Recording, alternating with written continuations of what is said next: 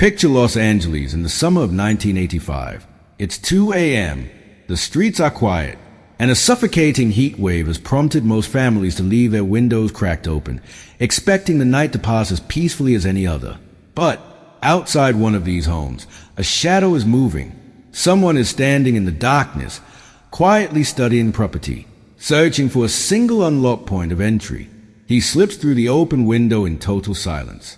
There are no alarms, no breaking glass. Within seconds, a quiet, ordinary bedroom becomes a scene of terrifying violence. When we lock our doors at night, we operate on a shared understanding that our homes act as a sanctuary. That quiet slip through the windows shatter that contract, exposing exactly how fragile our sense of security really is. This break-in was only the beginning. Soon, identical late-night horrors began occurring in neighborhoods entirely disconnected from one another. Investigators mapped the attacks, desperately searching for a link. They found none. The victims ranged in age, gender, and background. The crimes were scattered wildly across the map of Los Angeles, offering no specific demographic or logical motive. Criminals usually operate with a predictable logic, which allows police to issue targeted warnings. Here, the absolute absence of data meant there was no safe zone, and anyone in the city could be next. The media quickly gave this ghost a name, the Night Stalker. As headlines spread across California, an agonizing tension gripped the public. Normal daily routines vanished and sleep became a luxury few could afford. To survive, families changed how they lived.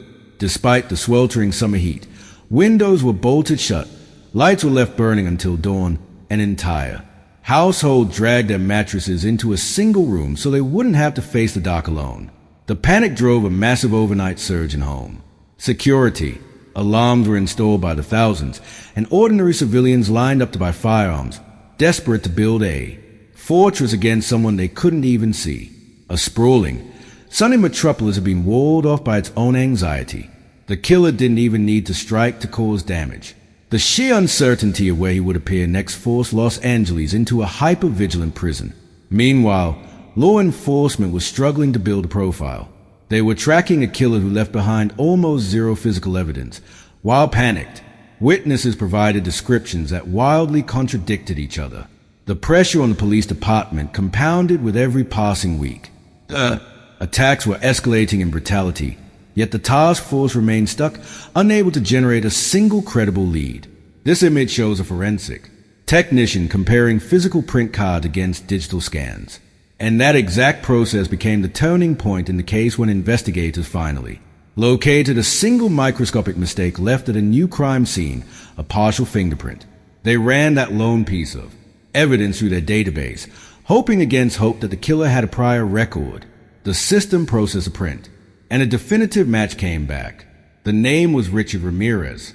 Within hours, police released his mugshot to the public, plastering his strings across every newspaper and television station.